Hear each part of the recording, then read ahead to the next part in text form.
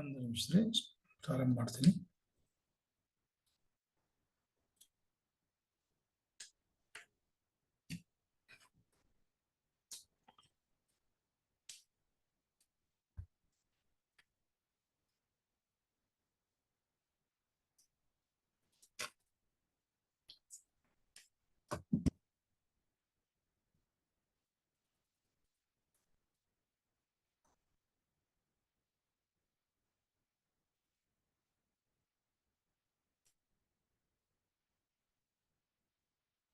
ಶ್ರೀ ಗುರು ಬಸವಲಿಂಗಾಯ ನಮಃ. ಜೀವನ ದರ್ಶನ ವೇದಿಕೆ ಅಡಿಯಲ್ಲಿ ಈ ಶ್ರಾವಣ ಮಾಸದ ಪ್ರಯುಕ್ತವಾಗಿ ಬಸವಾದಿ ಶರಣರ ವಚನಗಳ ಆಧಾರದಲ್ಲಿ ಅಂಗ ಮತ್ತು ಲಿಂಗ ಸಂಬಂಧದ ಈ ಅನುಭವ ಮಾಲಿಕೆಯಲ್ಲಿ ಪಾಲ್ಗೊಂಡಿರುವಂತ ಎಲ್ಲ ಶರಣ ತಂದೆ ತಾಯಿಗಳ ಪವಿತ್ರ ಆತ್ಮಕ್ಕೆ ಶರಣಾರ್ಥಿಗಳು. ಈಗಾಗಲೇ ನಾವು ಅಂಗ ಮತ್ತು ಲಿಂಗದ ಅರ್ಥವನ್ನ ಅರಿತುಕೊಳ್ಳುತ್ತಾ ಈ ಅಂಗ ಮತ್ತು ಲಿಂಗದ ಸಂಬಂಧದ ಸಖಿಲೆಗಳ ಹಿನ್ನೆಲೆಯಲ್ಲಿ ಈ ಅಂಗಕ್ಕೂ ಮತ್ತು ಲಿಂಗಕ್ಕೂ ಸಂಬಂಧವನ್ನು ಕಲ್ಪಿಸುವುದಕ್ಕೋಸ್ಕರವಾಗಿ ಸಾಧನ ರೂಪದಲ್ಲಿ ಬಸವಾದಿ ಶರಣರು ಇಷ್ಟಲಿಂಗವನ್ನು ನಮಗೆ ಕೊಟ್ಟರು ಅನ್ನೋದನ್ನ ನಿನ್ನೆ ದಿವಸ ನಾವು ನೋಡಿದೀವಿ. ಈ ಇಷ್ಟಲಿಂಗದ ಮೂಲಕವಾಗಿ ನನ್ನೊಳಗೆ ಅಡಗಿರುವಂತಹ ಆ ಚೇತನವನ್ನ ಅರಿತುಕೊಳ್ಳೋದಕ್ಕೆ ಸಾಧಕನು ಯಾವ ರೀತಿಯಾದಂತಹ ಒಂದು ಪ್ರಯಾಣವನ್ನ ಕ್ರಮಿಸಬೇಕು ಅನ್ನೋದನ್ನ ನಿನ್ನೆ ದಿವಸ ಸಂಕ್ಷಿಪ್ತವಾಗಿ ನೋಡಿದೀವಿ. ಅಲ್ಲಿ ಅಂತರಂಗದೊಳಗಡೆ ಬಹಿರಂಗದಲ್ಲಿ ಯಾವ ರೀತಿಯಾಗಿ ಪಂಚ ಇಂದ್ರಿಯಗಳಿದ್ದಾವೆ, ಅದೇ ರೀತಿಯಾಗಿ ಅಂತರಂಗದ ಇಂದ್ರಿಯಗಳ ಮೂಲಕವಾಗಿ ನನ್ನೊಳಗೆ ಅಡಗಿರುವಂತಹ ಆ ಚೇತನವನ್ನ ಕಾಣಿಕೊಳ್ಳೋದು ಯಾವ ರೀತಿ ಇಷ್ಟಲಿಂಗ ನಮಗೆ ದರ್ಶನವನ್ನು ಕೊಡ್ತಾ ಇದೆ, ಅದು ಬೆಳಕಿನ ರೂಪದಲ್ಲಿ ಇರ್ತದೆ ಅನ್ನೋದನ್ನ ನಾವು ನಿನ್ನೆ ದಿವಸ ನೋಡಿದ್ವಿ. ಅದು ಯಾವ ರೀತಿಯಾಗಿ ಇರ್ತದೆ ಬೆಳಕು? ಇಲ್ಲೆಲ್ಲಂ ಪ್ರಭುಗಳು ಹೇಳ್ತಾರೆ, ಅನಂತ ಕೋಟಿ ಪ್ರಕಾಶವೆಂದು ಗಣಿಸಬಾರದ ಬ್ರಹ್ಮದ ಬೆಳಗು ಅಂತ ಹೇಳ್ತಾರೆ. ಆ ಇಷ್ಟಲಿಂಗದ ಮೂಲಕವಾಗಿ ಸಾಧಕನು ತನ್ನ ಅಂತರಂಗದೊಳಗೆ ಒಳಗಿನ ಕಣ್ಣಿನಿಂದ ಅಂತರ್ಚಕ್ಷುವಿನಿಂದ ಕಂಡುಕೊಂಡಂತಹ ಆ ದೇವರ ಅಥವಾ ಲಿಂಗದ ಸ್ವರೂಪ ಹೇಗಿದೆಯಪ್ಪ ಅಂದ್ರ ಗಣಿಸಬಾರದ, ಅಂದ್ರೆ ಎಣಿಕೆಗೆ ಹೇಳಕ್ ಆಗುದಿಲ್ಲ. ಅದು ಅಂತಹ ಒಂದು ಬೆಳಕು, ಬ್ರಹ್ಮದ ಬೆಳಗು ಅಂತ ಹೇಳ್ತಾರೆ. ಅಂದ್ರೆ ಈ ಸೃಷ್ಟಿಗೆ ಉಗಮಕ್ಕೆ ಮೂಲವಾಗಿರುವಂತಹ ಕಾರಣವಾಗಿರುವಂತಹ ಆ ಬೆಳಕೆ ನಮಗೆ ನಮ್ಮ ಒಳಗಡೆ ದರ್ಶನ ಸಾಧ್ಯ ಅಂತ ಹೇಳ್ತಾರೆ. ಅನಂತ ಕೋಟಿ ಪ್ರಕಾಶ ಅಂತ ಹೇಳ್ತಾರೆ. ಅದ್ರದ್ದು ಬ್ರೈಟ್ನೆಸ್ ಎಷ್ಟೈತೆ ಅಂತಂದ್ರೆ ಆ ರೀತಿಯಾದಂತ ಒಂದು ಹೊಳಿತಾ ಇರುವಂತ ಒಂದು ಬೆಳಕು ನಮ್ಮ ಒಳಗಡೆ ಕಾಣ್ತದೆ. ನೋಡಬಾರದ ಘನವು ತೆರೆಯಿಲ್ಲದ ಬೆಳಗು. ಅದಕ್ಕ ಕಂಪೇರ್ ಮಾಡಕ್ ಆಗುದಿಲ್ಲ.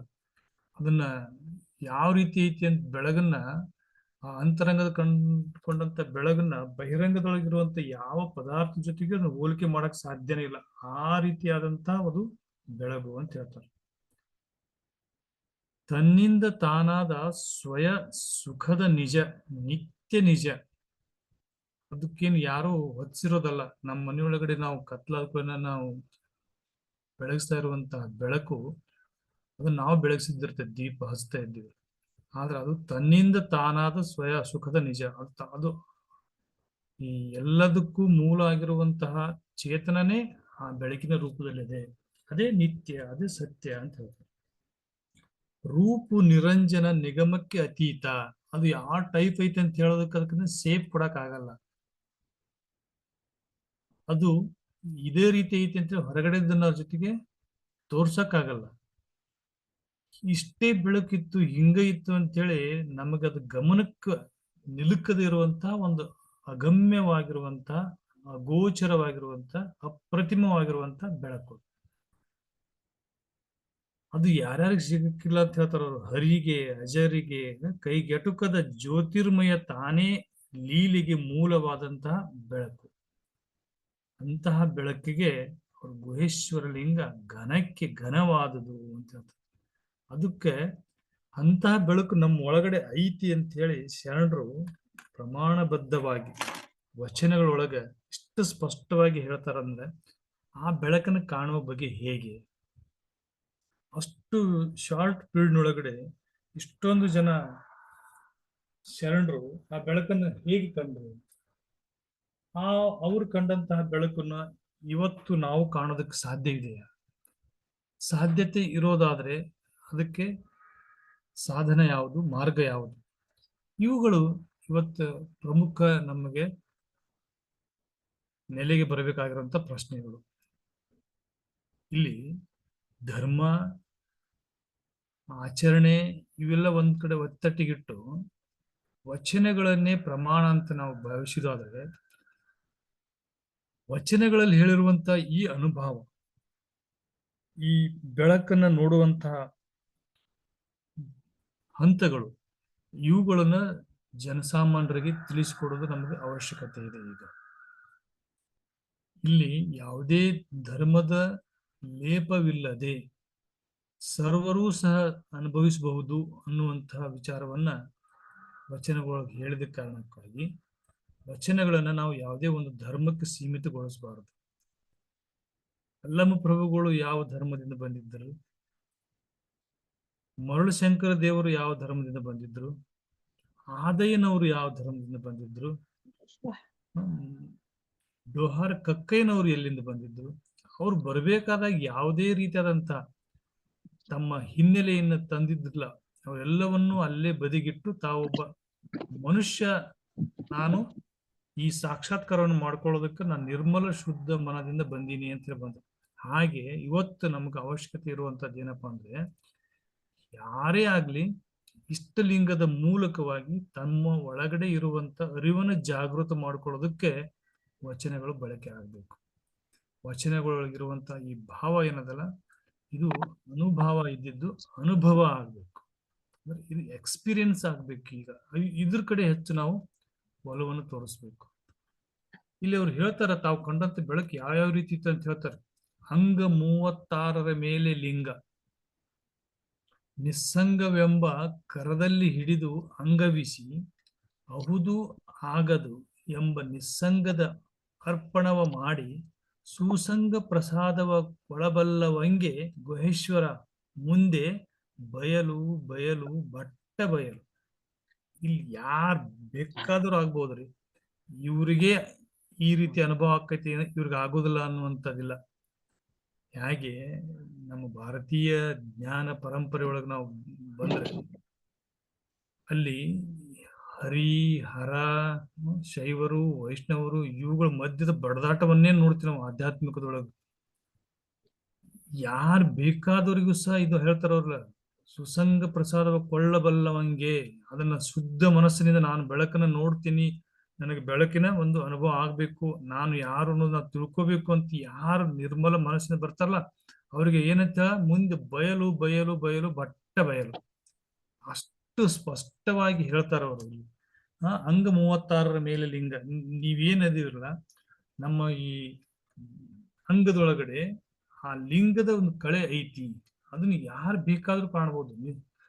ನಿಸ್ಸಂಗವ ಅರ್ಪಣವ ಮಾಡಿದಲ್ಲಿ ಅಂತ ಹೇಳ್ತಾರೆ. ಆಗುತ್ತೋ ಇಲ್ಲೋ, ಸಿಗುತ್ತೋ ಇಲ್ಲೋ ನೋಡ್ರಿ, ಅಹುದು ಆಗದು ಎಂಬ ನಿಸ್ಸಂಗ ಅರ್ಪಣ ಮಾಡಿ, ಅದ್ರ ದ್ವಂದ್ವನೇ ಬೇಡ ಮನಸ್ಸಿನಾಗ ಅಂತಾರ ಅವ್ರು. ನನಗೆ ಈ ದರ್ಶನ ಅಂದ್ರೆ ನನ್ನ ದರ್ಶನ ನನಗೆ ಬೆಳಕಿನ ಒಂದು ಅನುಭವ ನನಗೆ ಆಗುತ್ತೋ ಇಲ್ಲೋ ಅನ್ನುವಂತ ನಿಸ್ಸಂಶಯನೇ ಬೇಡ, ಅದನ್ನ ಅರ್ಪಣೆ ಮಾಡಿಬಿಡ್ರಿ, ಅದನ್ನ ತೆಗೆದು ಹಾಕಿಬಿಡ್ರಿ, ಎಲ್ಲರಿಗೂ ಆಗ್ತದ ಅಂತ ಹೇಳ್ತಾರೆ. ಸುಸಂಗ ಪ್ರಸಾದವ ಕೊಳ್ಳಬಲ್ಲವಂಗೆ, ಯಾರು ಈ ಶುದ್ಧ ಮನುಷ್ಯ ಬರ್ತಾವ ಅವ್ರಿಗೆಲ್ಲರಿಗೂ ಈ ಒಂದು ಬೆಳಕು ಕಾಣೋದಕ್ಕೆ ಸಾಧ್ಯತೆ ಐತಿ ಅಂತ ಹೇಳ್ತಾರೆ. ಈ ಅಂಗಲಿಂಗದ ಒಳಗೆ ಲಿಂಗ ಕಂಗಳು ಬೆಳಕು. ಈ ಸಖಿಲಗಳನ್ನ ನಾವು ಪ್ರಾರಂಭ ಮಾಡ್ಬೇಕಾದಾಗ ಪ್ರಾರಂಭದಲ್ಲಿನೇ ಹೇಳಿದ್ವಿ, ಸಖಿಲ ಅಂದ್ರೆ ಅಂಗ ಮತ್ತು ಲಿಂಗದ ಸಂಬಂಧ. ಅಂಗ ಲಿಂಗದ ಸಂಬಂಧದಾಗ ನಮಗ ಈ ಬೆಳಕನ್ನ ನೋಡೋದಕ್ಕೆ ಸಾಧ್ಯತೆ ಆಗ್ತದೆ. ಬರೀ ಲಿಂಗ ಇದ್ಕೊಂಡು ಅಂಗಭಾವವನ್ನು ನಾವು ತುಚ್ಛೀಕರಿಸಿದ್ರೆ ಬೆಳಕು ಕಾಣಲ್ಲ. ನಾವು ಲಿಂಗವನ್ನ ಹೊರಗಿಟ್ಟು ನಾನು ಅಂಗದ ಮೂಲಕ ಅಂತಂದ್ರೆ ನಾನು ಸಾಧನೆ ಮಾಡ್ತೀನಿ, ತಪಸ್ ಮಾಡ್ತೀನಿ, ಸಿದ್ಧಿ ಪಡ್ಕೋತೀನಿ ಅಂತ ಹೋದ್ರೂ ನಿಮ್ಗೆ ಬೆಳಕು ಕಾಣಲ್ಲ. ಇಲ್ಲಿ ಹೇಳ್ತಾರ ಅವರು ಜೇಡ್ರ ದಾಸಮೇನ ಅವರು ಎರಡರದ್ದು ಕಾಂಬಿನೇಷನ್ ಆಗ್ಬೇಕು ಅಂತ ಹೇಳ್ತಾರೆ.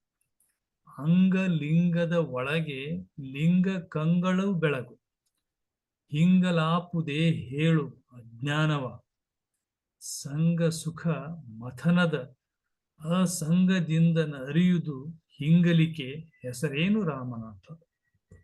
ಈ ಅಂಗ ಮತ್ತು ಲಿಂಗದ ಸಂಘದಿಂದ ಏನು ಜ್ಞಾನ ಗಳಿಸ್ತೀವಲ್ಲ, ಏನು ನಮಗೆ ಬೆಳಕಿನ ದರ್ಶನ ಹಾಕದಲ್ಲ, ಅದಕ್ಕೆ ಏನಂತ ಹೆಸರಿಡ್ತೀರಿ ಅಂತ ಹೇಳ್ತಾರ. ಅದಕ್ಕೆ ಹೆಸರಿಡಕ್ ಆಗುದೇ ಇಲ್ಲ. ಅದು ಆ ರೀತಿಯಾದಂತ ಒಂದು ಬೆಳಕನ್ನ ನಾವು ನೋಡ್ತೀವಿ. ಹಾಗಾದ್ರೆ ಇದನ್ನ ನಾವು ಕೇವಲ ಅಂಗವನ್ನ ಆಶ್ರಯಿಸಿ ಅಂಗವನ್ನೇ ನಾನು ಪ್ರಧಾನವಾಗಿಟ್ಕೊಂಡು ಅಂಗದೊಳಗಿರುವಂತಹ ಈ ಚಕ್ರಗಳ ಆಧಾರದ ಮೇಲೆನೆ ನಾನು ಲಿಂಗ ನೋಡ್ತೀನಿ ಅನ್ನೋದಕ್ಕೆ ಸಾಧ್ಯ ಇಲ್ಲ ಅಂತ ಹೇಳ್ತಾರ ಶರಣರು. ನಾವು ಇಷ್ಟು ದಿವಸ ತನಕ ನೋಡ್ತಾ ಬಂದಿವಿ ಅಂಗದೊಳಗೆ ಎಷ್ಟು ಪಾರ್ಟ್ಸ್ಗಳದಾವ, ಏನೇನ್ ಅದಾವು, ಅಲ್ಲಿ ಚಕ್ರಗಳು ಯಾವ್ದಾವು, ವರ್ಣಗಳು ಯಾವ್ದಾವು, ಅಲ್ಲಿ ದೇವತೆಗಳು ಯಾರು, ಅಲ್ಲಿರುವಂತ ಪ್ರಣವಾಕ್ಷರ ಯಾವುದು, ಇದನ್ನ ನಾವು ನೋಡ್ತಾ ಬಂದಿವಲ್ಲ. ಇದು ಥಿಯರಾಟಿಕಲ್ ನಾಲೆಜ್. ಇದು ಕೇವಲ ನಮ್ಗೆ ಏನ್ ಕೊಡುತ್ತಪ್ಪ ಅಂತಂದ್ರ ಹೀಗಿದೆ ನಿನ್ನ ಅಂಗ ವ್ಯವಸ್ಥೆ ಅಂತ ಹೇಳ್ಕೊಡುತ್ತೆ. ಅಷ್ಟ್ರ ಮೇಲೆನೆ ನಮಗ ಅನುಭವ ಆಯ್ತು, ನನಗೆ ಜ್ಞಾನ ಆಯ್ತು ಅಂತ ಅನ್ನೋದು ತಪ್ಪು. ಹೇಳ್ತಾರ ವಚನಕ ಶರಣರು, ಕ್ರಿಯೆ ಜ್ಞಾನ ಕ್ರಿಯೆಗೆ ಒಳಪಟ್ಟಬೇಕು. ಜ್ಞಾನ ಆಗಿ ಉಳಿತಪ್ಪ ಅಂದ್ರೆ ಅದಕ್ಕೆ ಏನೂ ಬೆಲೆ ಇಲ್ಲ ಅಂತ ಹೇಳ್ತಾರೆ. ಅದಕ್ಕೆ ಇಲ್ಲಿ ನಾವು ಒಂದೊಂದು ಎಲ್ಲೆಲ್ಲಿ ಜ್ಞಾನ ಪಡಿತೀವೋ ಅದನ್ನೇ ಅಂತಿಮ ಸತ್ಯ ಅಂತ ನಿಲ್ಬೇಡ್ರಿ, ಅದು ಅಲ್ಲ ಅಂತ ಹೇಳಿ ಬಾಲಸಂಖ್ಯೆಯವರು ಬಹಳ ಸ್ಪಷ್ಟವಾಗಿ ಹೇಳ್ತಾರ. ಆಧಾರ, ಸ್ವಾಧಿಷ್ಠಾನ, ಮಣಿಪೂರಕ, ಅನಾಹತ, ವಿಶುದ್ಧಿ, ಆಜ್ಞೆ ಎಂಬ ಷಡು ಚಕ್ರದೊಳಗಣ ದಳ, ವರ್ಣ, ಅಕ್ಷರ, ಅಧಿದೇವತೆ, ಶಕ್ತಿ, ಭಕ್ತಿ, ಸಾಧಕ್ಯಂಗಳ ದೇವರೆಂಬರು. ಇದು ಮಿಸ್ಅಂಡರ್ಸ್ಟ್ಯಾಂಡಿಂಗ್. ಇವೇ ದೇವರನ್ನು ತಿಳ್ಕೊಂಡು ಬರೀ ಅದರದ್ದು ಸಾಧನೆ ಒಳಗನೆ ನಾವು ಕಾಲ ಕಳೆಯುವಂಗಿಲ್ಲ. ಅಲ್ಲ ಅಲ್ಲ ನೋಡು ಹೇಳ್ತಾರ ಅವ್ರು ವಾರಸಿಂಗ್ರು. ಇದೇನು ತಿಳ್ಕೊಂಡ್ರಲ್ಲ ನೀವು, ಆಧಾರ್ ಚಕ್ರ ದೇವರು, ಸ್ವಾಧಿಷ್ಠಾನ ಚಕ್ರ ದೇವರು, ಮಣಿಪುರ ಚಕ್ರನ ದೇವರು, ಅಲ್ಲಿಂದನ ಶಕ್ತಿ ಸಂಚಲನ ಆಕೈತಿ, ಕುಂಡಲಿನಿ ಜಾಗೃತಿಯಾಗಿ ಕೊನೆಗೆ ಆಜ್ಞಾ ಚಕ್ರದ ಬಂದು ಅಲ್ಲಿ ನಿಮ್ಗೆ ಬೆಳಕು ಕಾಣ್ತೈತಿ. ಆ ಬೆಳಕಿನಾಗ ನಮಗೂ ಅಲ್ಲಿ ಒಂದೊಂದು ದಳಗಳು ಕಾಣ್ತಾವ, ಅಕ್ಷರ ಕಾಣ್ತಾವ, ದೇವತೆ ಶಕ್ತಿ ಇರ್ತೈತಿ, ಭಕ್ತಿ. ಏನ್ ನಾಲೆಜ್ ಅದಲ್ಲ, ನಾಲೆಜ್ ಅನ್ನು ದೇವ್ರಂತ ಅನ್ಕೋಬೇಡ್ರಿ. ಈ ನಾಲೆಜ್ ಏನಪ್ಪಾ ಅಂತಂದ್ರೆ ಇದು ಪುಸ್ತಕೀಯ ಜ್ಞಾನ ಆಗ್ತದೆ, ವಿನಃ ಅನುಭವ ಲಕ್ಷ್ಮೇಶ್ವರಪ್ಪ ಎಷ್ಟೋ ಮಟ ಇದಕ್ ನಿಂತಿದ್ರ ಅವ್ರ ಹೇಳ ಅನುಭವಕ್ಕೆ ಬಂದ್ರೆ ಅವಾಗ ಮಾತ್ರ ಅದೇನಾಗ್ತದಪ್ಪ ಅಂತಂದ್ರ ದೇವರು ಬರ್ತದೆ. ಕಾಣಿಕೆ ಕೊಡ್ತಾರಲ್ಲ ರಶೀಟ್ ಹರ್ಕೊಂಡ್ ಹೋಗ್ಬೇಕಂತ ಹೇಳಿ ವಾಂಗ್ಮನಕ್ಕೆ ಅಗೋಚರವಾಗಿಹ ಪರಶಿವ ತತ್ವವ ತಾನೆಂದರಿದಡೆ ತಾನೇ ದೇವ ನೋಡ ಅಪ್ರಮಾಣ ಕೂಡಲ ಸಂಗಮ ದೇವ. ಇಲ್ಲಿ ವಚನದ ಸೂಕ್ಷ್ಮತೆಯನ್ನ ನಾವು ಗಮನಿಸ್ಬೇಕು. ಈ ಅಂಗದ ಅಂದ್ರ ಸೂಕ್ಷ್ಮ ಶರೀರದ ಭಾಗಗಳಾಗಿರುವಂತಹ ಈ ಚಕ್ರಗಳು, ಆ ಚಕ್ರಗಳೊಳಗಿರುವಂತಹ ದಳಗಳು, ವರ್ಣಗಳು, ಅಕ್ಷರಗಳು, ಅಧಿದೇವತೆಗಳು, ಶಕ್ತಿ, ಭಕ್ತಿ, ಸಾಧಕ್ಯ, ಇವು ದೇವರಲ್ಲ. ದೇವ್ರು ಯಾವುದು ಅಂತ ಹೇಳ್ತಾರ ಅವರು, ಅದು ಇವೆಲ್ಲ ನಮಗ ಅರಿವಿಗೆ ಬರ್ತಾವ್. ಆಧಾರ ಚಕ್ರ, ಸ್ವಾಧಿಷ್ಠಾನ ಚಕ್ರ, ಮಣಿಪುರ ಚಕ್ರ, ಇವೆಲ್ಲ ನಮ್ಮ ಅರಿವಿಗೆ ಬರ್ತಾವ. ಅಂದ್ರೆ ನಮ್ಮ ವಾಂಗ್ಮಯಕ್ಕೆ ಗೋಚರಿಸ್ತಾವ. ನಮಗವು ಇಲ್ಲಿ ಐತಿ ಇದು ಅದ ಅಂತ ನಮ್ಗ ಅರಿವು ಬರ್ತದೆ. ಸಾಮಾನ್ಯವಾಗಿ ಗೊತ್ತಾಗ್ತೈತೆ ನಮ್ಗೆ ಎಲ್ಲಾ ಚಕ್ರಗಳು ಜಾಗೃತ ಆಗುವತ್ನಾಗ ಆಯಾ ಪಾರ್ಟ್ಸ್ನೊಳಗ ಸ್ವಲ್ಪ ಪ್ರಮಾಣದ ನೋವುಗಳನ್ನ ಅದು ಉಂಟು ಮಾಡಿ ಚಕ್ರಗಳು ಜಾಗೃತ ಆಗ್ತಾವ. ಇದು ಎಲ್ಲಾ ಯೋಗಿಗಳಿಗೂ ಮತ್ತು ಜನಸಾಮಾನ್ಯರಿಗೂ ಚಕ್ರ ಜಾಗೃತ ಆಗುವಂತ ಸಂದರ್ಭದಲ್ಲಿ ಅವಾಗ ಅರಿವು ಆಗ್ತದೆ. ಈಗ ಆಜ್ಞಾ ಚಕ್ರ ಜಾಗೃತ ಆಗ್ತಾ ಇರ್ಬೇಕಾದ್ರೆ ತಲೆ ನೋವು, ವಿಪರೀತ ತಲೆನೋವು ಬಂದು ಹಣಿ ಮಧ್ಯದಲ್ಲಿ ಕೈ ಹಚ್ಕೊಂಡ್ ಕೂಡ್ತೀವಿ. ಹಣಿಗೆ ಯಾಕೆ ಕೈ ಹಚ್ಕೊಂಡ್ ಕೂಡ್ತೀವಿ ಅಂತಂದ್ರೆ ಅಲ್ಲಿ ಆಜ್ಞಾ ಚಕ್ರದ ಮೇಲೆ ಹೆಚ್ಚು ಏನಾಗ್ತದಪ್ಪ ಅಂದ್ರೆ ಚಟುವಟಿಕೆಗಳು ನಡೀತಾ ಇರ್ತಾವ ಅಂತ ಅರ್ಥ ಅದು. ಹಾಗೇನೆ ಮೂಲಾಧಾರ ಚಕ್ರ, ಸ್ವಾಧಿಷ್ಠಾನ ಚಕ್ರಗಳು ಅವೆಲ್ಲವೂ ಒಂದೊಂದು ಚಕ್ರವನ್ನು ಜಾಗೃತಗೊಳಿಸಿಕೊಂಡು ಅಲ್ಲಿ ನಮ್ಗೆ ಶಕ್ತಿ ಸಂಚಲನ ಮಾಡೋದಕ್ಕೋಸ್ಕರವಾಗಿ ನಾವು ಮಾಡ್ತಾ ಇರುವಂತ ಪ್ರಕ್ರಿಯೆಗಳು ಅವೆಲ್ಲವು. ಹೀಗೆ ಅವು ನಮ್ಮ ಜ್ಞಾನಕ್ಕ ಅಂದ್ರೆ ವಾಗ್ಮಯಕ್ಕ ಗೋಚರಿಸ್ತಾವ. ಆದ್ರೆ ಪರಶಿವ ತತ್ವ ಅನ್ನುವಂಥದ್ದು ಏನದಲ್ಲ, ಅದು ವಾಂಗ್ಮಯಕ್ಕೆ ಗೋಚರಿಸದೇನೆ ಅದು ತನ್ನ ತಾನೇ ಆರೆಂದು ತಿಳಿತಾರಲ್ಲ, ಅದೇ ದೇವರು ಅಂತ ಹೇಳ್ತಾರೆ. ಅಂದ್ರೆ ದೇವರು ಅನ್ನುವಂಥದ್ದು ಕೇವಲ ಸಾಧನ ಕ್ರಮದಲ್ಲಿ ಸಿಗುವಂತ ಒಂದು ಸ್ಥಳ ಅಲ್ಲ.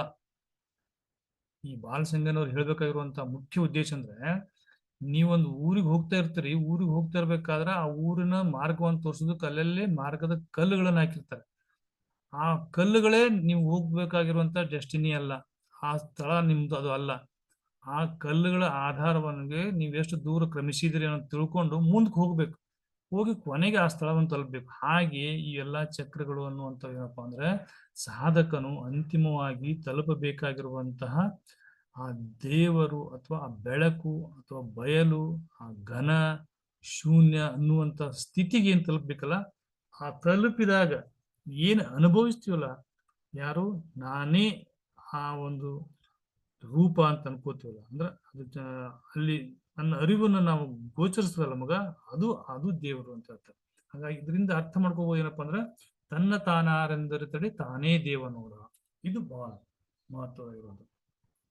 ಇಲ್ಲಿ ಅಂಗ ಮತ್ತು ಲಿಂಗ ಕ್ರಿಯೆಗಳನ್ನು ವೇದಿಸಿ ನಾವು ಅರಿತೀವಲ್ಲ, ಇದು ಅಂಗ ಮತ್ತು ಲಿಂಗ ಕ್ರಿಯೆಗಳು ಒಂದಕ್ಕೊಂದು ಯಾವ ರೀತಿಯಾಗಿರ್ತಾವು ಅಂದ್ರೆ, ಸ್ವಯಂ ಲಿಂಗಿ ಆದವನೇ ಈ ಅರಿವು ಮೂಡಕ್ ಸಾಧ್ಯ. ಅದಕ್ಕೆ ಜನಸಾಮಾನ್ಯರಿಗೆ ಈ ತಾನ್ ಯಾರು ಅನ್ನುವಂಥದ್ದು ಅರಿವು ಯಾವಾಗ ಅವ್ರಿಗೆ ಇರ್ತೈತಪ್ಪ ಅಂದ್ರ, ತನ್ನ ಕೈ ತಾನು, ಕಾಲು ತಾನು, ಕಣ್ಣು ತಾನು ಅಂತ ಭಿನ್ನ ಭಿನ್ನವಾಗಿ ತಾವು ಅನ್ಕೋತಿರ್ತಾರೆ. ಇಡೀ ಅಂಗದೊಳಗಿರೋ ಚೇತನವೇ ನಾನು. ಇಲ್ಲಿ ಹೇಳ್ತಾರ ನೋಡ್ರಿ, ಇಲ್ಲಿ ಅಕ್ಕಮಹಾದೇವರು ಹೇಳ್ತಾರೆ, ಅಂಗ ಕ್ರಿಯಾಲಿಂಗವ ವೇದಿಸಿ, ಅಂಗ ಕ್ರಿಯಾಲಿಂಗವ ವೇದಿಸಿ ಅಂಗ ಲಿಂಗದೊಳಗಾಯಿತು, ಮನ ಅರಿವ ಬೆರೆಸಿ ಜಂಗಮ ಸೇವೆಯ ಮಾಡಿ ಮನ ಜಂಗಮ ಲಿಂಗದೊಳಗಾಗಿತ್ತು. ನೋಡ್ರಿ, ಅಂಗ ಲಿಂಗದೊಳಗಾಗ್ತೈತಿ, ಮನ ಜಂಗಮ ಲಿಂಗದೊಳಗಾಗ್ತೈತಿ, ಭಾವ ಗುರುಲಿಂಗದೊಳಗೆ ಬೆರೆಸಿ ಮಹಾಪ್ರಸಾದವ ಭೋಗಿಸಿ ಭಾವ ಗುರುಲಿಂಗದೊಳಗಾಯಿತು. ಇಲ್ಲಿ ಮೂರು ರೀತಿ ಒಳಗಡೆ ಏನಾದವಪ್ಪ ಅಂದ್ರ, ಅಂಗ ಮನ ಭಾವ ಲಿಂಗದೊಳಗೆ ಲೀನಾದು. ಚನ್ನಮಲ್ಲಿಕಾರ್ಜುನ, ನಿಮ್ಮ ಒಲುಮೆಯಿಂದ ಸಂದಳಿದು ಸ್ವಯಂ ಲಿಂಗಿಯಾದೆನಯ್ಯ ಪ್ರಭುವೇ. ಸಂದಳಿದು ಅನ್ನುವಂಥದ್ದನ್ನ ಬಹಳ ಇಂಪಾರ್ಟೆಂಟ್. ಸಂದ್ ಯಾವುದು? ಅಂಗ ಬೇರೆ ಲಿಂಗ ಬೇರೆ ಅನ್ನುವಂಥದ್ದು ನಡುವು ಬರುವಂತ ಒಂದು ಗ್ಯಾಪ್. ಅಂಗನೇ ಬೇರೆ ಲಿಂಗನೇ ಬೇರೆ. ಇಲ್ಲಿ ಏನಾಗೈತಿ, ಅಂಗ ಒಂದೊಂದು ಅಂಗದ ಭಾಗಗಳು ಇವೆಲ್ಲ ಇವು ಮನ ಬುದ್ಧಿ ಚಿತ್ತ ಭಾವ ಅಹಂಕಾರ ಇವೆಲ್ಲ ಒಂದೊಂದೊಂದೊಂದು ಏನಾಗುವಂತಾವು ಲಿಂಗದೊಳಗು ಸರಳಾಗಿ ಬೆರಿತಾವು. ಹೆಂಗ್ ಬೆರ್ತಾವು? ಅಂಗ ಕ್ರಿಯಾಲಿಂಗವ ಭೇದಿಸಿ ಅಂಗಲಿಂಗದೊಳಗೆ ಹೋಗೈತಿ. ಮನ ಅರಿವು ಬೆರೆಸಿ ಅಂದ್ರ ಅರಿವಿನ ಜೊತೆಗೆ ಮನ ಕೂಡ್ಕೊಂಡು ಅದು ಜಂಗ ಸೇವೆ ಮಾಡಿ ಅದು ಜಂಗಮ ಲಿಂಗದಾಗ ಕೂಡ್ಬಿಡ್ತು. ಡಿಫ್ರೆಂಟ್ ಆಗಿತ್ತು ಮನ, ಅಂಗ ಡಿಫ್ರೆಂಟ್ ಆಗಿತ್ತು, ಅವೆರಡು ಲಿಂಗದೊಳಗೆ ಸೇರ್ಕೊಂಡು. ಇನ್ನು ಭಾವ ಏನೈತಲ್ಲ ಅದು ಗುರು ಲಿಂಗದೊಳಗೆ ಬೆರೆಸಿ ಅದು ಮಹಾಪ್ರಸಾದವ ಭೋಗಿಸಿ ಅದು ಸಹ ಏನತ್ತ ಲಿಂಗದೊಳಗೆ ಬೆರ್ತೈತಿ. ನನಗಿರುವುದೇ ಮೂರು, ಅಂಗ ಮನ ಭಾವ. ಅವು ಮೂರು ಲಿಂಗದೊಳಗೆ ಹೋಗ್ಬಿಟ್ರೆ ಸಂದಳಿಯದ ಹಾಗೆ ಉಳಿಯದ ಹಾಗೆ ಡಿಫ್ರೆನ್ಸೇ ಇಲ್ಲದ ಹಂಗಾಗಿ. ಹಾಗಾಗಿ ನಾ ಏನಾಗ್ಬಿಟ್ಟಿನಿ, ಸ್ವಯಂ ಲಿಂಗಿ ಆದಿನಯ್ಯ. ಹೀಗೆ ಯಾರು ಸ್ವಯಂ ಲಿಂಗಿ ಸ್ಥಿತಿಯೊಳಗೆ ಇರ್ತಾರಲ್ಲ, ಅವರ ನೋಟ ಪರುಷ, ಅವರ ಮಾತು ಪರುಷ, ಅವರ ನಡೆ ಪರುಷ, ಅವರ ನುಡಿ ಪರುಷ. ಯಾಕಂದ್ರೆ ಅವ್ರದ್ದು ಅನ್ನುವಂಥದ್ದು ಸ್ವಂತ ಭಾವನೆ ಇರ್ತಾರೆ. ಎಲ್ಲವೂ ಲಿಂಗನ ನೋಟನೆ, ಎಲ್ಲವೂ ಲಿಂಗದ ಭಾವನೆ. ಹಾಗಾಗಿ ಅವರ ಒಂದು ಸಂಪರ್ಕ ಏನಪ್ಪಾ ಅಂತಂದ್ರ ಲಿಂಗದ ಸಂಪರ್ಕ, ಅವರ ನುಡಿ ಲಿಂಗ ನುಡಿ. ಇಂತಹ ಸ್ಥಿತಿಯೊಳಗಿದ್ದಾಗನೇ ಎಲ್ಲಾ ಶರಣರು ಬರೆದಿರುವಂತಹ ವಚನಗಳು ಅವು ಲಿಂಗದ ನುಡಿಗಳಾಗ್ಯಾವು. ಆ ಕಾರಣಕ್ಕಾಗಿ ವಚನದೊಳಗೆ ಅಂತಹ ಒಂದು ಆನುಭಾವಿಕ ರಸ ಅಡಗೈತಿ ಅಂತ ತಿಳ್ಕೊಂಡೆ ಸಾವಿರಾರು ವರ್ಷಗಳಾದ್ರೂ ಸಹ ವಚನಗಳು ಏನಾಗ್ತವಪ್ಪ ಅಂದ್ರ ಔಟ್ಡೇಟೆಡ್ ಆಗಲ್ಲ. ಆ ವಚನಗಳು ಯಾವಾಗಲೂ ನಿತ್ಯ ನೂತನವಾಗಿರ್ತವೆ, ಸತ್ಯದ ಸಾಲುಗಳು. ಕಾರಣ ಏನಪ್ಪಾ ಅಂದ್ರ ಆ ಸ್ವಯಂ ಲಿಂಗಿಗಳಾದಂತ ಶರಣರು ಬರೆದಿರುವಂತದ್ದು. ಆದ್ರೆ ಇತ್ತೀಚೆಗೆ ಲೇಖಕರು ಕವಿಗಳು ಅನ್ನುವಂಥವ್ರು ಬರೆದದ್ದು ಒಂದು 10-15 ವರ್ಷಕ್ಕೆ ಅವು ಬೆಲೆಯನ್ನ ಕಳ್ಕೊಂಡ್ಬಿಡ್ತಾವ. ಯಾಕೆ ಕಳಿತಾವ ಅಂತಂದ್ರೆ ಅವ್ರು ಸ್ವಯಂ ಲಿಂಗಿ ಸ್ಥಿತಿ ಒಳಗೆ ಬರೆದಿರೋದಿಲ್ಲ. ಯಾವುದು ಸ್ವಯಂ ಲಿಂಗಿ ಸ್ಥಿತಿ ಒಳಗೆ ಹೊರಹೊಮ್ಮತೈತಲ್ಲ ಅದು ಸತ್ಯ, ಅದು ನಿತ್ಯ, ಅದು ನೂತನ. ಆ ಕಾರಣಕ್ಕಾಗಿ ಈ ಧಾರ್ಮಿಕ ಗ್ರಂಥಗಳು ಅನ್ನುವಂತಹ ಎಲ್ಲವೂ ಸಹ ಯಾವ ಸಂತರು ನುಡಿದಿರುವಂತದ್ದು ಅಥವಾ ನಮ್ಮ ಅನುಭಾವಿ ಕವಿಗಳು ಅಥವಾ ಈ ನಮ್ಮ 15ನೇ ಶತಮಾನದಲ್ಲಿ ಬಂದಂತಹ ಈ ಕಡಕೋಳ ಮಡಿವಾಳಪ್ಪನಂತವರಾಗಿರ್ಬಹುದು, ಶಿಶುನಾಳ ಶರೀಫ್ನಂತವರಾಗಿರ್ಬಹುದು, ಸರ್ವಜ್ಞನಂತವರಾಗಿರ್ಬೋದು. ಇವರು ನುಡಿಗಳಿಗೆ ಆ ರೀತಿಯಾದಂತ ಒಂದು ತೂಕ ಬರೋದಕ್ಕೆ ಕಾರಣ ಏನಪ್ಪಾ ಅಂದ್ರೆ ಸ್ವಯಂ ಲಿಂಗಿ ಸ್ಥಿತಿ ಒಳಗೆ ನುಡಿದಂತ ನುಡಿಗಳು. ಅದಕ್ಕೆ ನಾನು ಸ್ವಯಂ ಲಿಂಗಿ ಆದೇನು ಅಂತ ತರ್ಕ ಮಾಡಿದ್ವಿ. ಈ ಮುಂದುವರೆಸಿ ಹೇಳ್ತಾರೆ ಇನ್ನೊಂದು ವಚನದಲ್ಲಿ, ಅಂಗಲಿಂಗ ಒಂದೆಂದ ಬಳಿಕ ಅಂಗ ಕೆಟ್ಟು ಲಿಂಗ ಉಳಿಯಿತು ನೋಡ. ಅಂಗ ನಿರ್ವಯಲಾದಲ್ಲಿ ಲಿಂಗ ಭವಿಯಾದದು ನೋಡ. ಅಂಗಲಿಂಗ ನಿರ್ವಯಲಲ್ಲಿ ಅಡಗಿಸಬಲ್ಲಡೆ ಭಕ್ತನೆಂಬೆ ಮಹೇಶನೆಂಬೆ ಕಪಿಲಸಿದ್ಧ ಮಲ್ಲಿಕಾರ್ಜುನನೆಂಬೆ ನೋಡ ಅಮುಗಿದೇವ ಅಂತ ಹೇಳ್ತಾರೆ. ಇದು ಬಹುಶಃ ಕಲ್ಯಾಣದೊಳಗಡೆ ಅನುಭವ ಮಂಟಪದಲ್ಲಿ ನಡೆದಿರುವಂತ ಒಂದು ಸಂವಾದದ ರೂಪದಲ್ಲಿರುವಂತ ವಚನ. ಇದು ಅಕ್ಕಮಹಾದೇವರು ಅಮುಗಿದೇವರಿಗೆ ಹೇಳ್ತಾರೆ. ಅಮುಗಿದೇವಯ್ಯನವರು ಇಲ್ಲಿ ಸೊಲ್ಲಾಪುರದಲ್ಲಿ ಹತ್ತಿರುವಂತ ಒಂದು ಗ್ರಾಮದವರು. ಅವರು ಅವತ್ತ ಕಲ್ಯಾಣದ ಅನುಭವ ಮಂಟಪದಲ್ಲಿ ಪಾಲ್ಗೊಂಡು ಅಂಗ ಮತ್ತು ಲಿಂಗದ ಕುರಿತಾಗಿರುವಂತ ವಿಷಯದ ಚರ್ಚೆ ನಡೆದಿತ್ತು ಅನಿಸ್ತದೆ.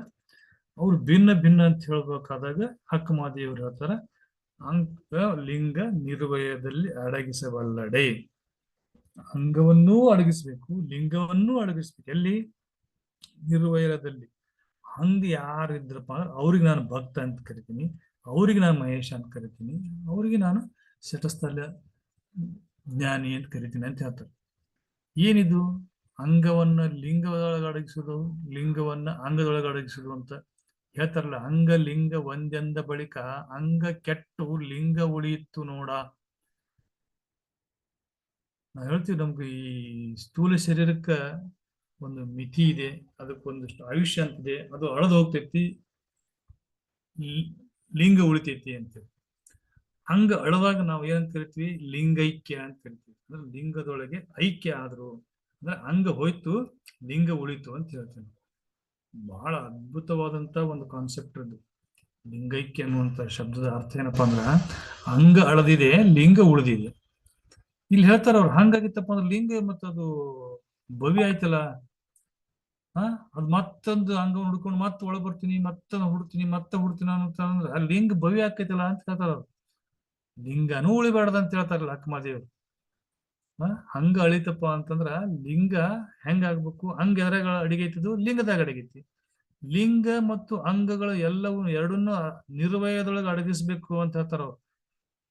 ನೀವು ಜೀವಂತ ಇದ್ದಾಗೂ ಸಹ ಲಿಂಗ ಸ್ಥಿತಿ ಒಳಗನೆ ಇರ್ಬೇಕು. ಅದನ್ನ ಹೇಳ್ತಾರೆ ಇವರು. ಇಲ್ಲಿ ಏನ್ ಹೇಳ್ತಾರ? ಅಂಗ ಲಿಂಗ ನಿರ್ವಯದಲ್ಲಿ ಅಡಗಿಸಬಲ್ಲಡೆ ಭಕ್ತನೆಂಬೆ ಅಂತ ಹೇಳ್ತಾರಲ್ಲ ಅವರು. ರೂಪವನ್ನ ಒಂದ್ ಕಡೆ ಒಂದು ವಚನದಲ್ಲಿ ಹೇಳ್ತಾರ ಅವರು, ರೂಪವನ್ನ ನಿರೂಪ ಮಾಡುವಂತವ್ರಿಗೆ, ನಿರೂಪವನ್ನ ರೂಪ ಮಾಡುವಂತವ್ರಿಗೆ ನಾನು ಶರಣನೆಂಬೆ ಅಂತ ಒಂದು ವಚನದಲ್ಲಿ ಹೇಳ್ತಾರ. ಅಂದ್ರೆ ಬಯಲ ರೂಪ ಮಾಡುವವನು ಬಯಲನ್ನ ರೂಪ ಮಾಡಕ್ ಬರ್ಬೇಕು, ರೂಪನ್ನ ಬಯಲು ಮಾಡಕ್ ಬರ್ಬೇಕು ಅಂತ ಹೇಳ್ತಾರೆ. ಅದೇ ಭಾವವನ್ನು ಇಲ್ಲಿ ಅಕ್ಕಮಹಾದೇವರು ಹೇಳ್ತಾರೆ. ಅಂದ್ರೆ ನಾವು ಈ ಅಂಗಲಿಂಗ ಸಂಬಂಧದ ಸಕಿಲೆಗಳನ್ನ ನೋಡ್ತಾ ಇದ್ವಿ ಅಂದ್ಮೇಲೆ ಅಂಗಲಿಂಗ ಭಿನ್ನ ಅಲ್ಲ ಅನ್ನೋದ್ರ ಕಡೆ ಶರಣರ ಒಲವು ಬಾಗ್ತಾ ಇದೆ. ಅಂದ್ರೆ ನಾವು ಅಂಗ ಬೇರೆ ಲಿಂಗ ಬೇರೆ ಅಂತ ಇಟ್ಕೊಂಡು ಅಂಗಲಿಂಗವನ್ನು ಕೂಡಿಸಿ ಸಕಿಲೆಗಳನ್ನು ಮಾಡಿ ಅಂಗದ ಮೂಲಕ ಲಿಂಗದ ಅರಿವನ್ನು ತಿಳಿದ ಮೇಲೆ ಅಲ್ಲಿ ಭೇದ ಇರಬಾರ್ದು. ಹಾಗೆ ಎರಡು ನದಿಗಳು ಸೇರುಕ್ಕಿಂತ ಪೂರ್ವದಲ್ಲಿ ಭಿನ್ನವಾಗಿ ಇರ್ತಾವ, ಸೇರಿದ ಮೇಲೆ ಒಂದೇ ಆಗಿಬಿಡ್ತಾವ. ಅಲ್ಲಿ ಭಿನ್ನತೆ ಗೊತ್ತಾಗುವುದಿಲ್ಲ.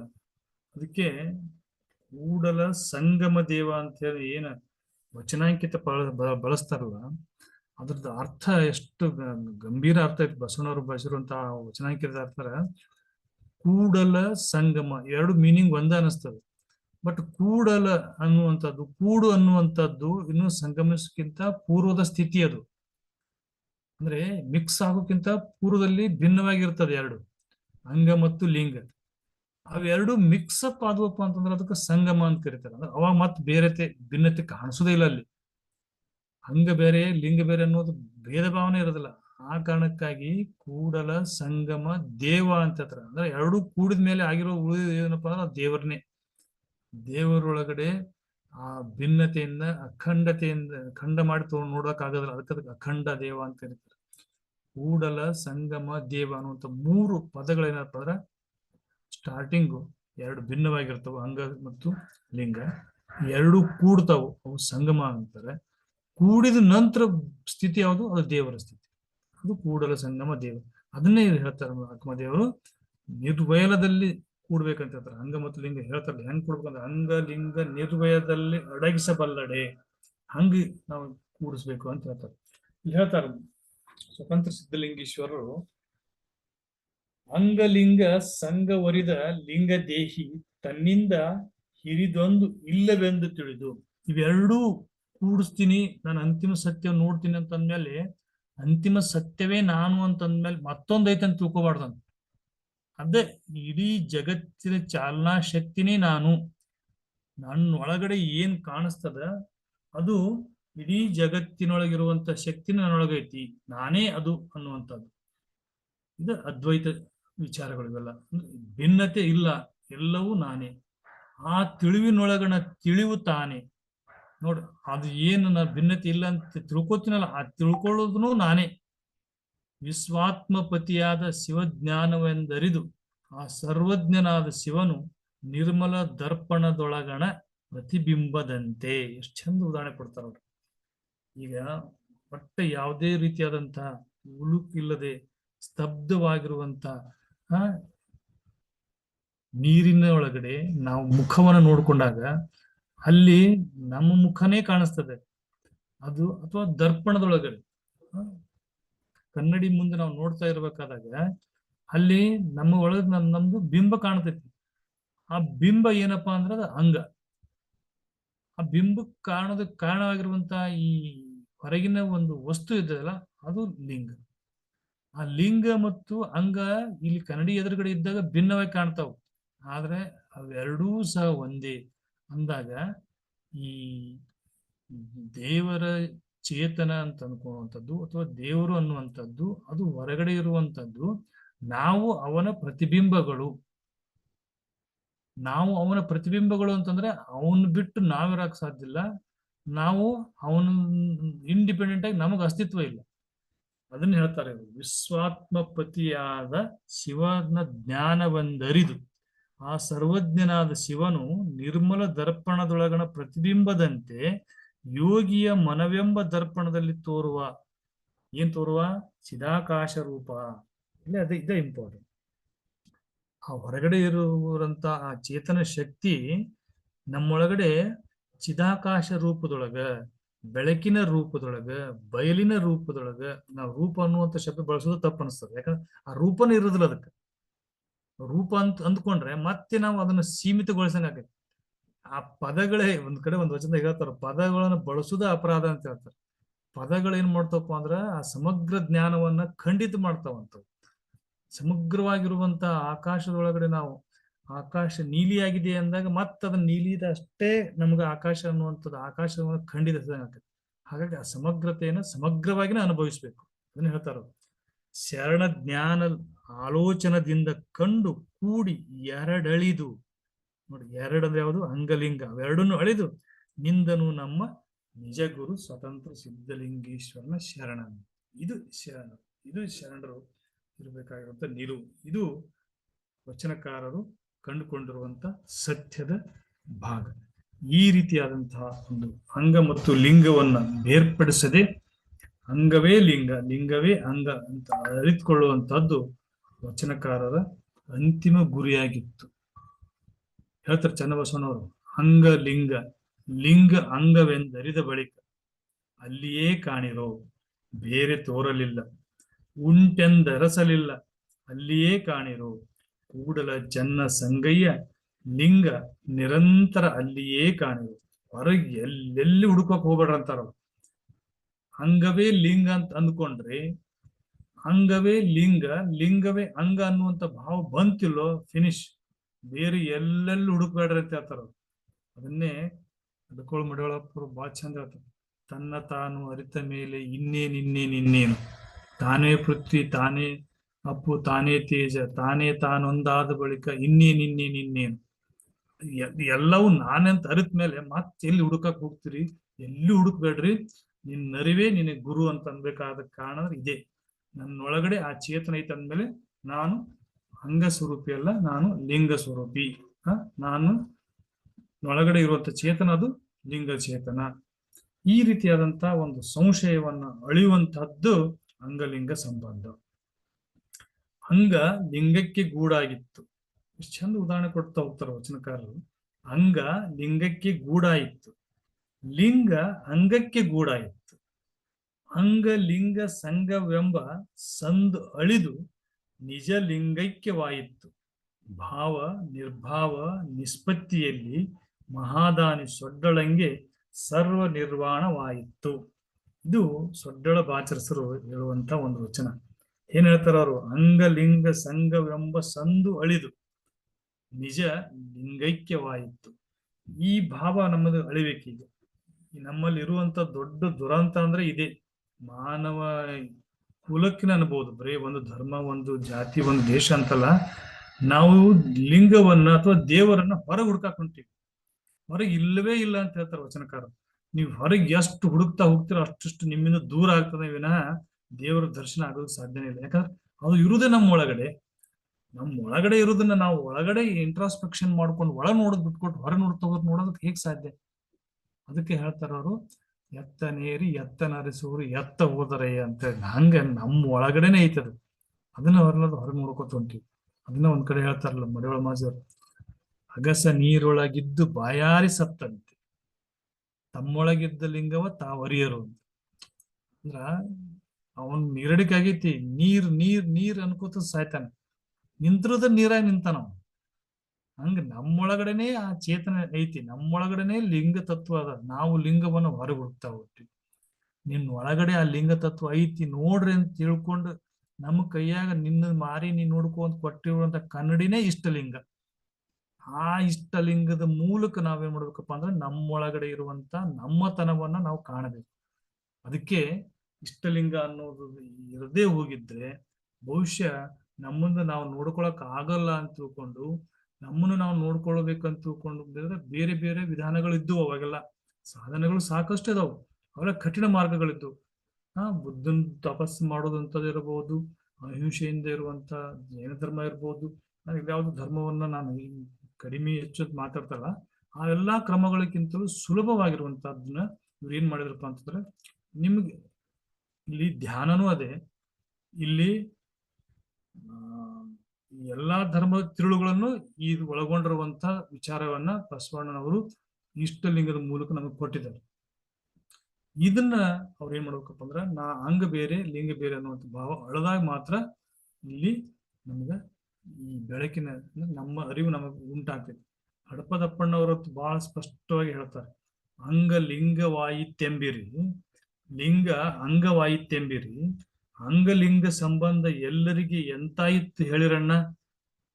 ಇದು ನಿಮ್ದೊಳಗಡೆನೆ ಐತಿ ಶಕ್ತಿ ಅಂತ ಹೇಳ್ತಾರೆ, ಇದು ಎಲ್ಲರಿಗೂ ಸಾಧ್ಯನೋ ಅಂತ ಕೇಳ್ತಾರ. ಅಂಗಲಿಂಗ ಸಂಬಂಧವಾದರೆ ಗುರುವಿನಲ್ಲಿ ಬುಡ್ಡನಾಗಿರಬೇಕು. ಬುಡ್ಡ ಅಂತಂದ್ರೆ ಶಿಷ್ಯ. ನಿನಗೆ ಅಂಗ ಲಿಂಗ ಸಂಬಂಧ ಬೇಕಾದ್ರೆ ನೀನು ಗುರುವಿನ ಹತ್ರ ಒಬ್ಬ ಶಿಷ್ಯನಾಗಿ ಕೇಳ್ಕೋಬೇಕು. ನನ್ನ ಒಳಗಡೆ ಇರುವಂತ ಚೇತನವನ್ನು ನಾನು ನೋಡೋದು ಹೇಗೆ ಅಂತ ಹೇಳ್ಬೇಕು. ಅಂದ್ರ ಅದಕ್ಕೆ ಕಿಂಕರತೆ ಬರ್ಲಿ ಅಂತ. ನಾನೇ ದೇವ್ರು ಅನ್ಕೋತ ಅಡ್ಡಾಡುವಂಗಿಲ್ಲ. ನನ್ನೊಳಗೆ ಲಿಂಗ ಶಕ್ತಿ ಐತಿ, ನಾನು ಎಲ್ಲ ಗೊತ್ತೈತಿ, ನನಗೆಲ್ಲ ಲಿಂಗ ನನ್ನೊಳಗೈತಿ, ಇನ್ನೇನು ಹೊರಗೆ ಹುಡುಕಾಡೋದು ಅಂತ ಒಂದು ಹಮ್ಮಿಕೆ ಬರಬಾರ್ದು ಅಂತೇಳಿ ಎಚ್ಚರಿಸ್ತಾರೆ. ಇಲ್ಲಿ ಲಿಂಗದಲ್ಲಿ ನಿಷ್ಠನಾಗಿರಬೇಕು, ಜಂಗಮದಲ್ಲಿ ಅವಧಾನಿಯಾಗಿರಬೇಕು. ಇವು ಮೂರರಲ್ಲಿ ದೂರಾಗಿಪ್ಪರ ಎನಗೊಮ್ಮೆ ತೋರದಿರ. ಬಸವಪ್ರಿಯ ಕೂಡಲ ಚೆನ್ನ ಬಸವಣ್ಣ. ಇವರಿಂದ ದೂರ ಆದಂತ ನನಗೆ ಒಟ್ಟ ತೋರಿಸ್ಬೇಡಪ್ಪ ಅಂತ ಹೇಳ್ತಾರ. ಯಾವ್ದಿರ್ಬೇಕು? ನಿಷ್ಠೆ ಇರಬೇಕು, ಅವಧಾನ ಇರಬೇಕು. ಇವೆರಡು ಪದಗಳನ್ನು ನಾವು, ಮೊದಲನೇದು ಒಂದು ಬುಡ್ಡನಾಗಿರ್ಬೇಕಂದ್ರೆ ಶಿಷ್ಯತ್ವ ಇರ್ಬೇಕಂದ್ರೆ ಭಕ್ತನಾಗಿರ್ಬೇಕು ಅಂತ ಅರ್ಥ. ಇಂಡೈರೆಕ್ಟ್ ಆಗಿ ಭಕ್ತಿ ಇರಬೇಕು, ನಿಷ್ಠೆ ಇರಬೇಕು, ಅವಧಾನ ಇರಬೇಕು. ಈ ಮೂರು ತತ್ವಗಳು ಇದ್ದಾಗ ಮಾತ್ರ ಅಂಗ ಲಿಂಗ ಸಂಬಂಧವಾಯಿತು ಅಂತ ನಿಮ್ಗೆ ಹೇಳೋದಕ್ಕೆ ಸಾಧ್ಯತೆ ಆಗ್ತದೆ ಅಂತ ಹೇಳ್ತಾರೆ. ಹೀಗೆ ಇನ್ನೂ ಅನೇಕ ವಚನಗಳೊಳಗೆ ನಮ್ಮ ಬಸವಾದಿ ಶರಣರು ಈ ಅಂಗ ಮತ್ತು ಲಿಂಗದ ಸಂಬಂಧ ಕುರಿತಾಗಿ, ಅಂಗವೇ ಲಿಂಗ, ಲಿಂಗವೇ ಅಂಗ, ನಿನ್ನೊಳಗಡೆ ಅಡಗಿರುವಂತಹದ್ದು ಅದು ಕೇವಲ ಅಂಗ ತತ್ವವಲ್ಲ, ಅಲ್ಲಿ ಲಿಂಗ ತತ್ವನೂ ಇದೆ ಅನ್ನುವಂಥ ವಿಚಾರವನ್ನ ಬಹಳ ಸ್ಪಷ್ಟವಾಗಿ ತಿಳಿಸ್ತಾರೆ.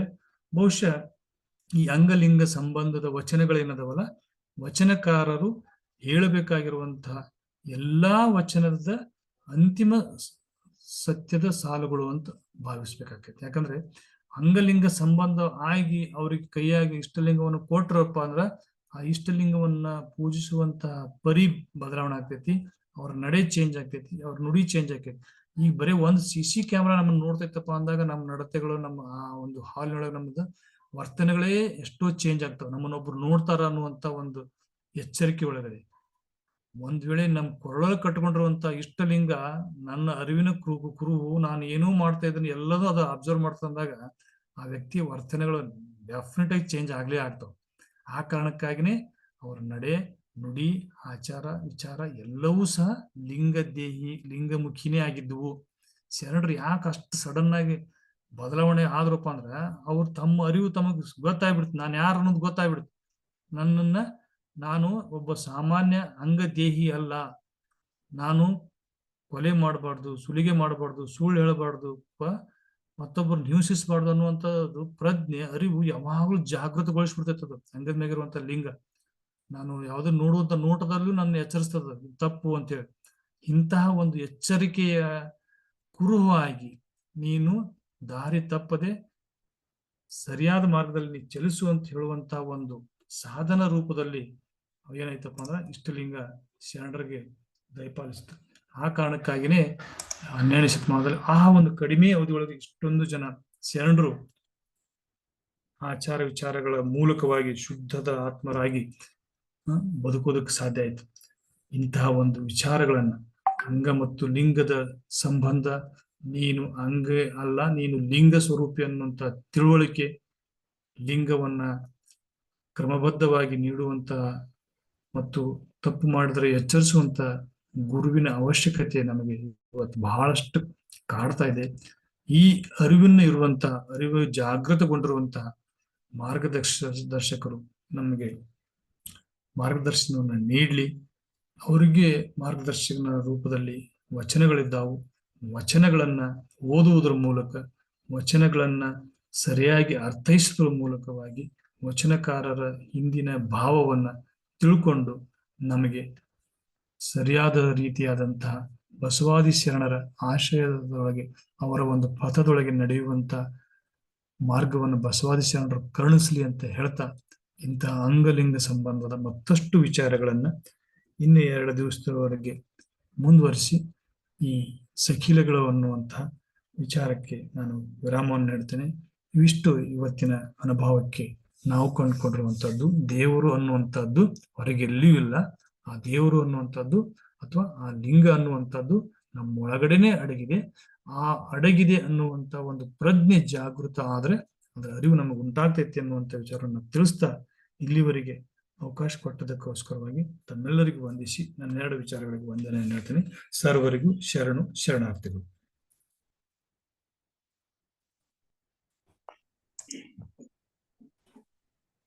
ಇಲ್ಲಿಯವರೆಗೂ ಅಣ್ಣನವರು ಅಂಗ ಮತ್ತು ಲಿಂಗ ಶರಣಾರ್ಥಿಗಳು. ಶರಣಾರ್ಥಿಗಳು.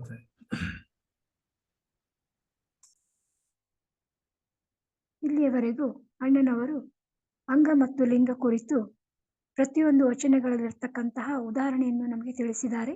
ಬಾಲಸಂಗಯ್ಯನಾಗಿರಬಹುದು, ಅಕ್ಕ ಮಹಾದೇವಿ ವಚನ, ಚೆನ್ನಬಸವಣ್ಣ, ಹೀಗೆ ವಚನಗಳಲ್ಲಿ ಅಡಗಿರುವಂತಹ ಅಂಗ ಮತ್ತು ಲಿಂಗದ